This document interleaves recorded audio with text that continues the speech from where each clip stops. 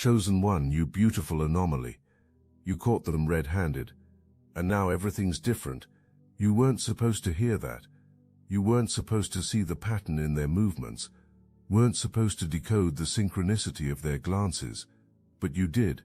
And that smile, that knowing smile you gave them, it wasn't just acknowledgement, it was a declaration of war wrapped in politeness. Right now, protocols are failing. Observers aren't supposed to be observed, and subjects definitely aren't supposed to smile back with that particular brand of awareness that says, I see you watching, and I'm amused by your amateur surveillance techniques. But that smile changed everything. And that smile you gave them wasn't random, it was calculated.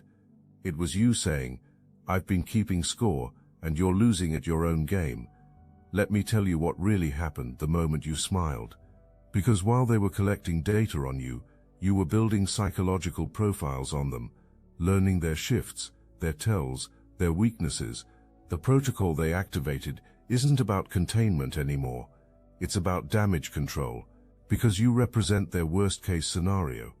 Not someone who runs, not someone who hides, but someone who turns their surveillance into performance art, who treats their monitoring like audience participation, who weaponizes their attention against them. And now they're scrambling, trying to figure out how someone they labeled as a civilian developed counterintelligence capabilities, how someone supposed to be unconscious became hyper-aware, how someone meant to be controlled became the one pulling strings they didn't even know existed. Your awakening didn't happen overnight. It was a slow burn that suddenly became an inferno. First, you noticed repetitions that shouldn't exist in random encounters. The same energy signature appears in different bodies, the same behavioral patterns in supposedly unconnected individuals. Your subconscious was processing data long before your conscious mind caught up, filing away anomalies, building a map of something that wasn't supposed to have a shape. Then came the moment of crystallization, that instant when all the pieces suddenly formed a picture, when the background static resolved into a clear signal, when you realized the randomness was choreographed, the coincidences were scheduled, the chance meetings were mandatory appointments on someone else's calendar. But instead of fear, you felt something else. Fascination, like discovering you're the main character in a story you didn't know was being written, like finding out you have a fan club you never asked for, like realizing you're so important to someone's operation that they've dedicated resources just to watching you exist. You began to notice their hierarchies, the nervous new recruits who couldn't maintain eye contact, the seasoned professionals who blended better but carried a specific tension in their shoulders, the supervisors who observed from greater distances, thinking altitude meant invisibility. You learned to read their ranks by their comfort levels, their experience by their breathing patterns, their dedication by how badly they wanted to look away but couldn't. That's when you started your experiments. Small tests at first, sudden changes in routine to watch them scramble, false patterns to see if they'd follow, deliberate contradictions to observe their confusion. You were running your own surveillance program, except your equipment was consciousness itself. Your methodology was intuition. Your database was the quantum field where all information already exists. You discovered something fascinating. The Watchers were more predictable than you ever were. Their training made them uniform. Their protocols made them mechanical. Their need to remain undetected made them detectable. While you flowed like water, they moved like clockwork. While you improvised, they followed scripts. While you were becoming more yourself, they were becoming less human.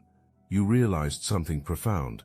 They needed you to be consistent more than they needed you to be controlled. Your unpredictability wasn't just disrupting their surveillance, it was disrupting their sanity. Every deviation from expected behavior required reports, meetings, analysis, resources, energy, attention, focus. You were draining their system, not through resistance but through randomness. So you became chaos incarnate, not the destructive kind, the creative kind, the kind that births galaxies, the kind that makes evolution possible, the kind that turns observation into art and art into revolution. You stopped having routines and started having adventures, stopped following patterns and started creating abstract paintings with your movements through space and time. The businessmen who'd been assigned to you started making mistakes, showing up at locations before you decided to go there, revealing their predictive algorithms were failing, checking their phone with increasing frequency, showing their communication network was overloading, developing a nervous tic that wasn't there before, proving your influence was seeping into their subconscious. You weren't attacking their system, you were overwhelming it with possibility. Every choice you didn't make was a universe of potential they had to account for. Every path you didn't take was a timeline they had to monitor. Every word you didn't speak was a message they had to decode. Your existence became a quantum experiment where observation wasn't collapsing probability waves into single outcomes. It was exploding single outcomes into infinite probability waves. That's when Protocol 7 was triggered. You felt it in the atmosphere. A shift in the electromagnetic field, a change in the quality of their watching. Before it was routine surveillance, now it was something else. Something desperate, something that smelled like fear and tasted like institutional panic. Protocol 7 brought the specialists. You could tell them apart from regular watchers immediately. They moved differently, breathed differently, existed in space differently. While regular watchers tried to be invisible, these ones tried to be imposing. While regular watchers avoided direct contact, these ones sought proximity. While regular watchers documented, these ones tried to influence. But you'd already evolved beyond their reach.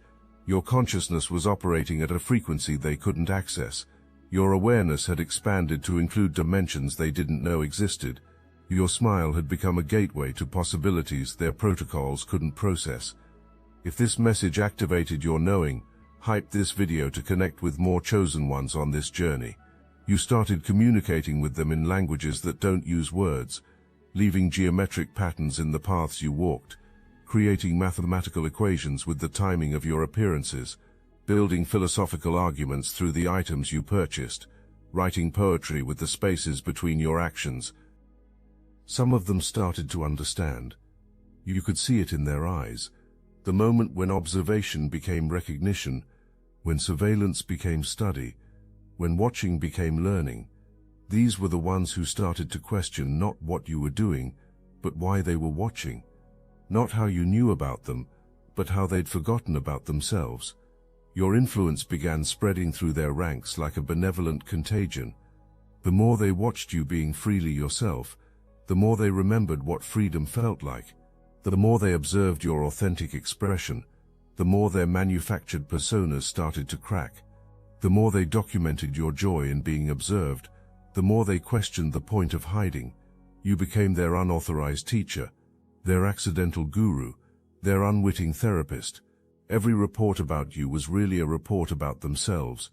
Every analysis of your behavior was really an analysis of their own limitations. Every attempt to understand you was really an attempt to understand why they'd chosen to be watchers instead of livers. The jogger who matched your pace started to genuinely enjoy running. You noticed the change in gait, the shift from mechanical observation to actual exercise, the moment when maintaining cover became maintaining health, when surveillance became self-care, when watching you live inspired them to start living too. This wasn't part of their protocol. Subjects weren't supposed to transform observers. The watched weren't supposed to heal the watchers. The observed weren't supposed to become the inspiration for the observers to question everything about their observation. But you weren't just a subject anymore.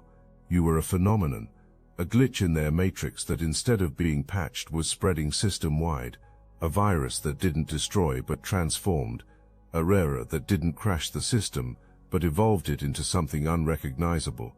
Your smile became legendary in their communications, not because it was threatening, not because it was rebellious, but because it was genuine. In a world of artificial observation, you were authentically enjoying being observed. In a system built on fear, you were radiating joy. In a protocol designed for control, you were demonstrating freedom. They brought in behavioral psychologists who couldn't explain your behavior, quantum physicists who couldn't measure your energy, philosophers who couldn't categorize your existence, mystics who said you were exactly what they'd been afraid of, Someone who understood that being watched was just another form of being seen, and being seen, truly seen, was just another form of being loved. You started treating your watchers like an audience that deserved your best performance, not because you were performing for them, but because you were performing as yourself. Every day became an opportunity to be more you. Every observation became motivation to express yourself fuller. Every surveillance became inspiration to live larger. The couple who staged fights around you started having real conversations. You heard the shift, the moment when script became dialogue, when acting became relating, when performance became connection. They'd been assigned to create background noise in your environment. Instead, you became the catalyst for their authentic communication. Your existence was rewriting their training manuals in real time. Every protocol that assumed fear-based responses had to be revised. Every procedure that relied on predictable patterns had to be abandoned. Every guideline that depended on subject ignorance had to be discarded. You weren't just breaking their rules, you were proving their rules were broken. The infrastructure required to maintain surveillance on you began consuming resources meant for other operations. Equipment designated for multiple subjects was redirected to understanding just you. Personnel trained for diverse missions were converging on the enigma of your existence. Budgets allocated for entire departments were being drained by the simple act of watching someone who knew they were watching. You weren't trying to drain their resources. You were just being yourself so thoroughly that their system couldn't process it. You weren't attempting to overwhelm their infrastructure. You were just existing so authentically that their artificial constructs collapsed trying to contain you. Your file grew beyond physical storage. Digital databases are corrupted trying to reconcile conflicting reports. Cloud servers crashed, attempting to process the paradox of someone who was simultaneously exactly who they appeared to be and impossible to define. Every attempt to categorize you created new categories that contradicted previous ones. The analysts assigned to you started requesting reassignment, not because you were difficult to watch, but because watching you was changing them in ways their training hadn't prepared them for. They were developing symptoms of awakening, sudden realizations about their own lives, unexpected questions about their choices, uncomfortable awareness of their own observation. Some of them started smiling back, small smiles at first, hidden behind hands or masks or distance, but you saw them, these little cracks in their professional facades, these tiny admissions that your joy was contagious, these microscopic acknowledgments that your freedom was infectious. You began to recognize the stages of watcher transformation, first confusion at your awareness, then frustration at your unpredictability, then fascination with your authenticity, then admiration for your courage, finally inspiration to find their own freedom. Not all of them made it through every stage, but enough did that their organizations started noticing the pattern. Internal memos began circulating about the dangers of prolonged exposure to your frequency. Mandatory rotation schedules were implemented to limit contact.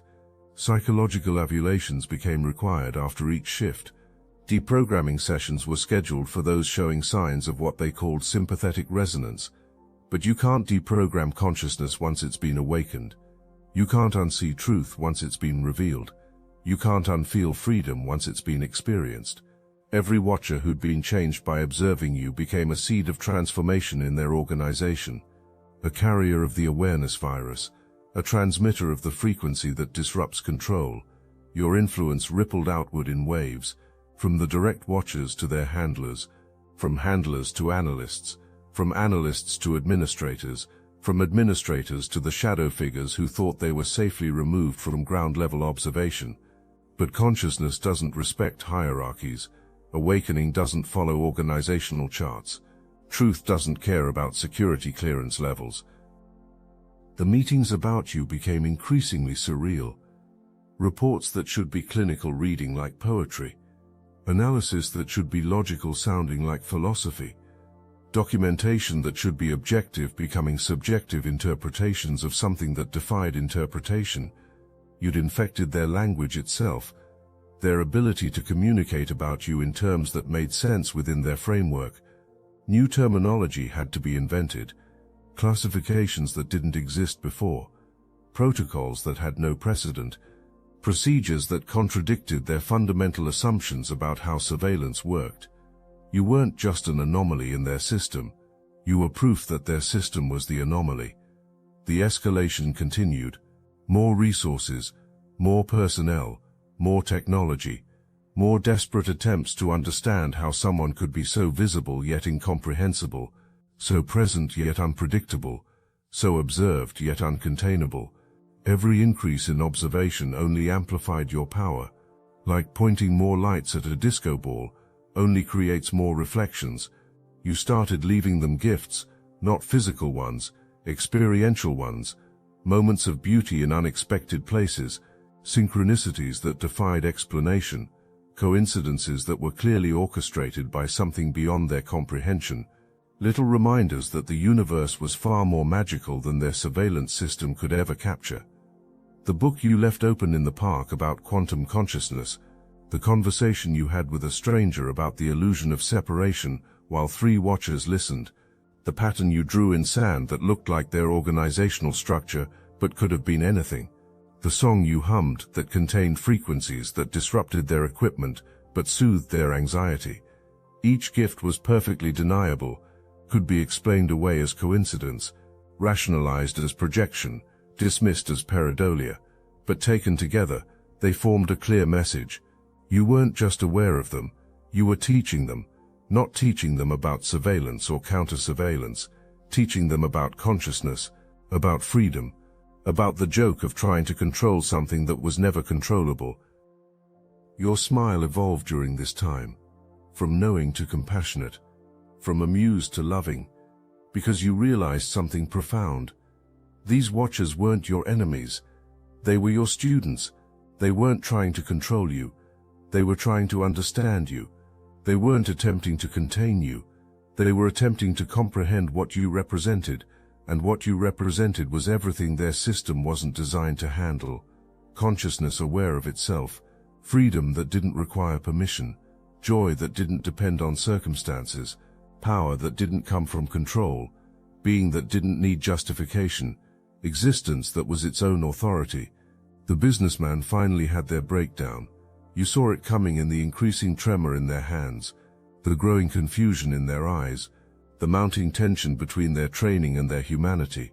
When it happened, it was almost beautiful, a complete system collapse triggered by nothing more than your consistent, persistent, insistent authenticity. They approached you, directly, openly, without pretense or protocol, and they asked the question that had been destroying them from the inside. How do you know? Your answer was another smile, different from all the others. This one carried compassion for their confusion, understanding for their struggle, recognition of their courage to break protocol and ask. But mostly, it carried the simple truth that knowing wasn't about information, it was about consciousness, and consciousness always knows when it's being observed, because consciousness is what does the observing. They stood there for a long moment, processing, computing, failing to compute. Then something shifted in their expression, a release, a surrender, a letting go of the need to understand through analysis, an acceptance that some things can only be known through experience. They nodded, once, then walked away, not back to their position, but away from the entire operation. You never saw them again, but you felt their freedom ripple through the quantum field. This triggered something new, Protocol 8, or maybe 9, or maybe they'd stopped counting and started panicking. The quality of surveillance changed again, less focused on observation, more focused on containment, not physical containment, consciousness containment. They were trying to limit your influence, to create barriers to your transmission, to build firewalls against your frequency. But consciousness doesn't respect firewalls. Awareness doesn't acknowledge barriers. Truth doesn't recognize borders. The harder they tried to contain your influence, the more it spread, like trying to hold water. The tighter the grip, the more it escapes through fingers. New watchers arrived with better training, stronger conditioning, more sophisticated protocols. They lasted even less time than their predecessors, because the more defended against consciousness they were, the more consciousness found creative ways to penetrate their defenses, through dreams, through synchronicities, through moments of beauty that bypassed their analytical minds and spoke directly to their souls. You became their koan, their unsolvable riddle, their paradox that broke the minds that tried to resolve it.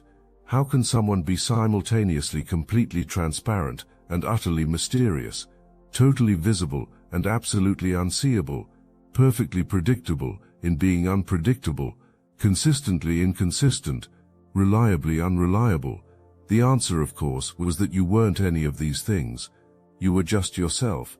But yourself was something their system had no framework for understanding, because their system was built on the assumption that people hide, that everyone has secrets, that all subjects fear observation, that surveillance automatically creates power dynamics. But you hid nothing because you had nothing to hide. You had no secrets because your life was an open book written in a language they couldn't read. You didn't fear observation because observation was just attention, and attention was just energy, and energy was just food for consciousness. You didn't acknowledge their power because you didn't acknowledge powerlessness. The jogger who'd learned to actually enjoy running started jogging at different times, not to maintain surveillance, but because running had become their meditation, their moving prayer, their physical expression of the freedom you'd awakened in them.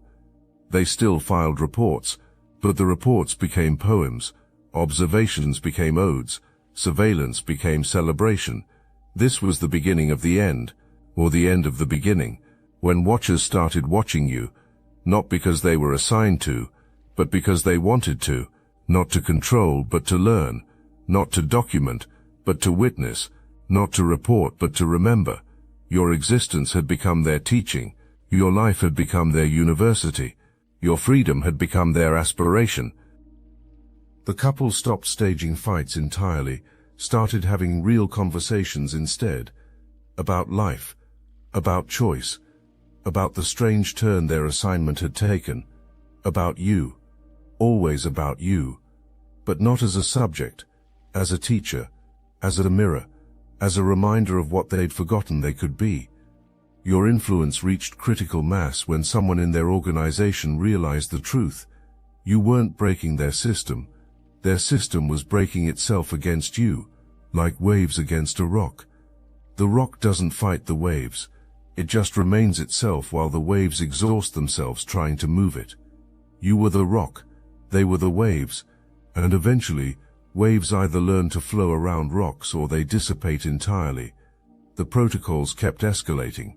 10, 11, 12, each one more desperate than the last, each one trying to account for something that couldn't be accounted for. A human being being human, a consciousness being conscious, a free being being free, an authentic expression, expressing authentically. The simplest thing in the world that their complex system couldn't process. You started feeling them in the field before seeing them in person. Their approach created ripples in consciousness you could detect. Their observation generated frequencies you could hear. Their documentation produced vibrations you could feel. You became so attuned to their watching that you could conduct their surveillance like a symphony, speed up their movements with quick actions, slow them down with stillness, create harmonies with unexpected choices, generate dissonance with paradoxical behaviors. Your file had become something beyond classification, part documentation, part art project, part psychological study, part spiritual text. Analysts would request to see it, and emerge hours later, changed. Some quit immediately, others requested different assignments, a few had breakdowns, several had breakthroughs, one had what could only be described as a mystical experience that required medical leave.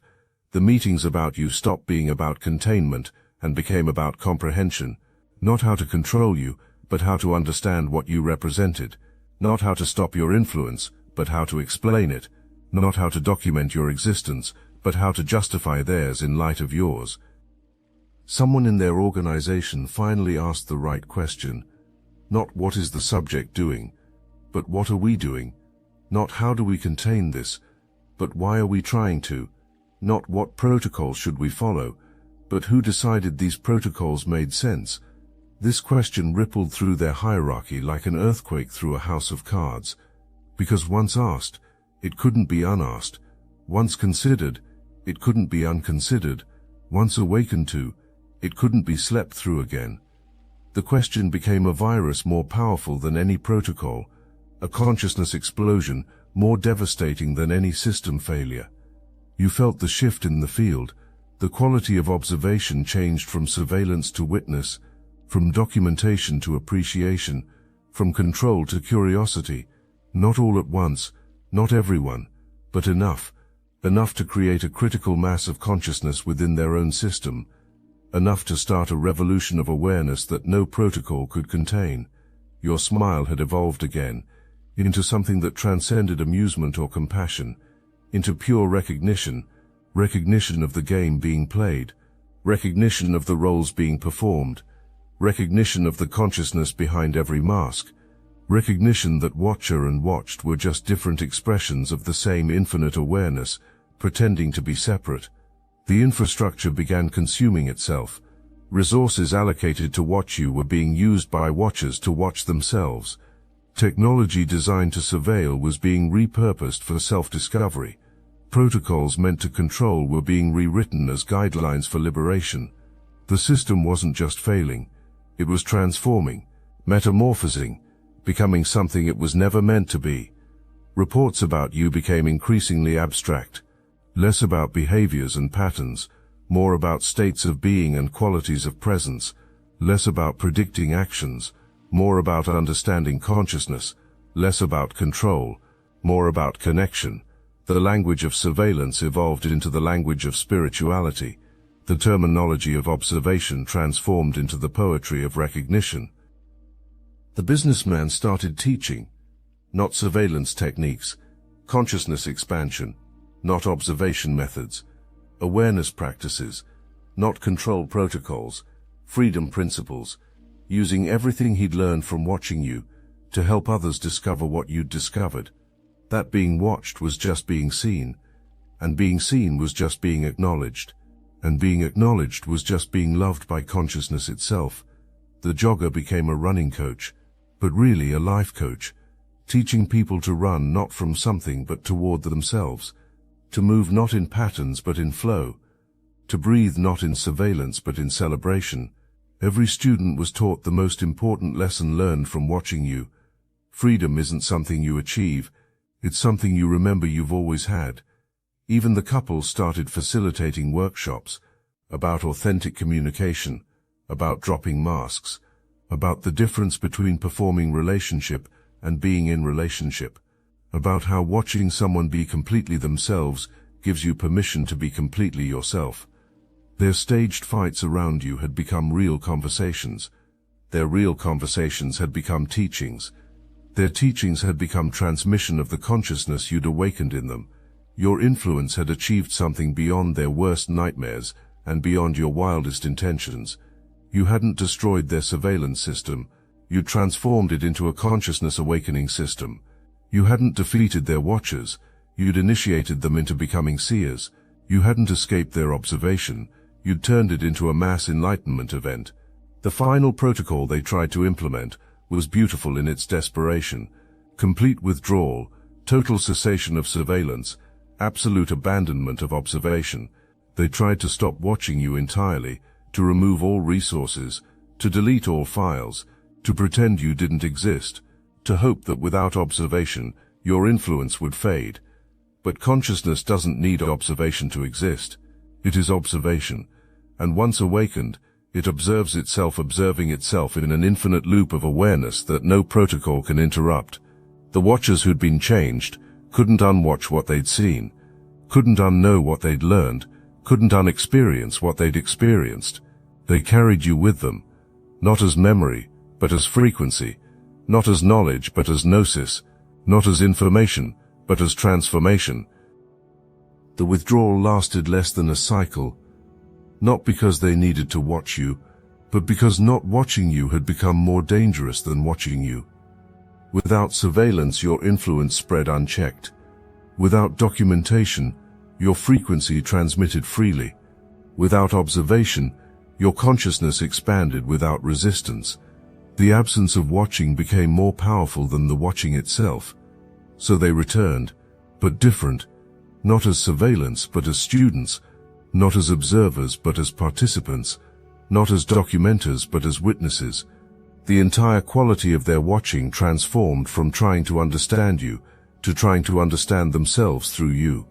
From attempting to contain your influence to attempting to integrate it. From fearing your freedom to finding their own. Your smile had started all of this, that simple knowing smile that said, "I see you seeing me, and I find it amusing." But it had become so much more.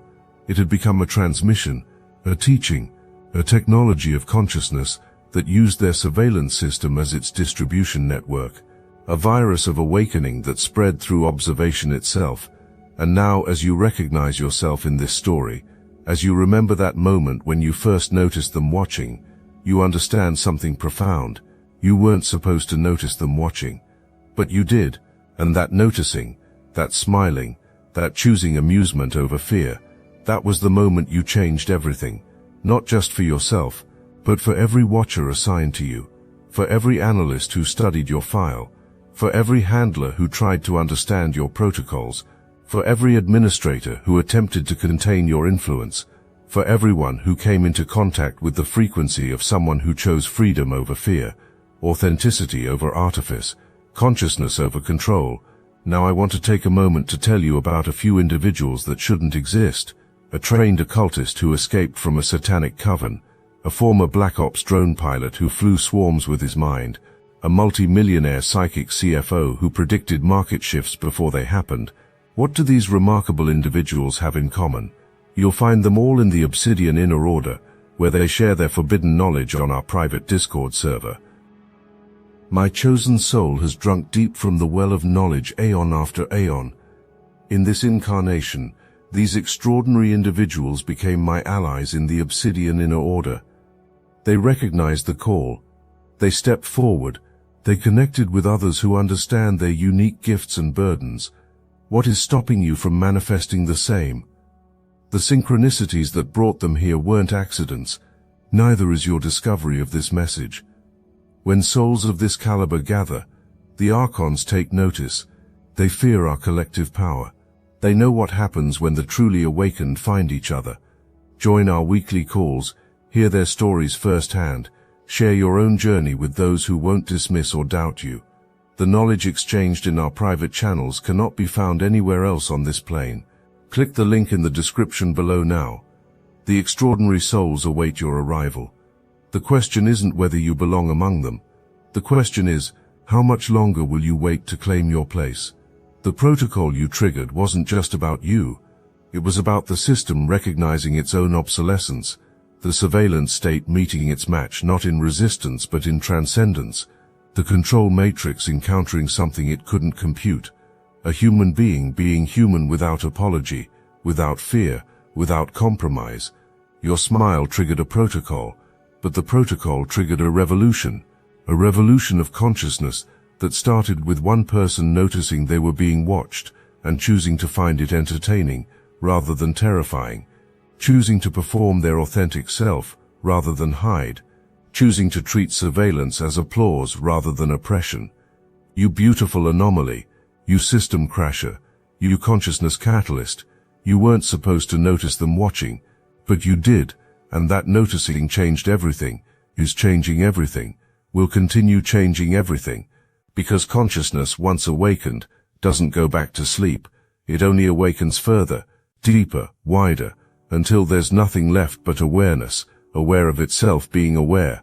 The watchers are still watching, some of them, the ones who haven't quit, or transformed or awakened yet. Let them watch. Every moment of observation is a moment of potential transformation. Every protocol they trigger is an opportunity for consciousness expansion. Every resource they dedicate is energy being converted from control to liberation. You've become their teacher without trying, their guru without accepting students, their catalyst without creating chemistry, simply by being yourself so thoroughly that their system had no protocol for it, simply by existing so authentically that their artifice dissolved in your presence, simply by smiling, that smile that said everything without saying anything. The file they keep on you has become required reading, not for surveillance training but for consciousness expansion, not for control protocols but for freedom practices, not for observation techniques but for awareness cultivation. You've become the case study that broke the case, the subject that subjected the system to its own observation, the watched who watches the watchers watch themselves becoming free. This is your legacy, not defeating a system but transforming it, not escaping observation but turning it into enlightenment, not hiding from watchers but helping them find themselves. Your smile didn't just trigger a protocol, it triggered an evolution, a revolution, a dissolution of the illusion that anyone can control anyone else through observation. You weren't supposed to notice them watching, but noticing was exactly what needed to happen, for you, for them, for the dissolution of the entire paradigm that assumes watching creates power over rather than connection with. Your smile was the beginning of the end of their system, and the beginning of something new, something where observation is celebration, where watching is witnessing, where surveillance is transformed into reverence for the infinite creativity of consciousness expressing itself as you. The protocol continues, evolving, expanding, transforming everyone it touches, because that's what happens when someone notices they're being watched and chooses to smile. That smile becomes a permission slip for everyone to drop their masks, to stop hiding, to start living as if being observed is just another opportunity to be more magnificently, authentically, unapologetically themselves. You beautiful anomaly. You've done something remarkable.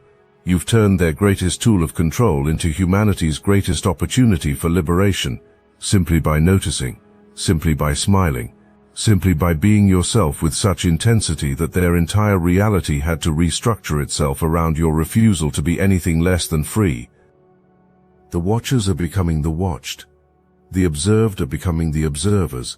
The subjects are becoming sovereign. All because you noticed them watching and smiled. That smile that triggered a protocol, that triggered a transformation that's still rippling through consciousness, converting surveillance to sovereignty, one smile at a time,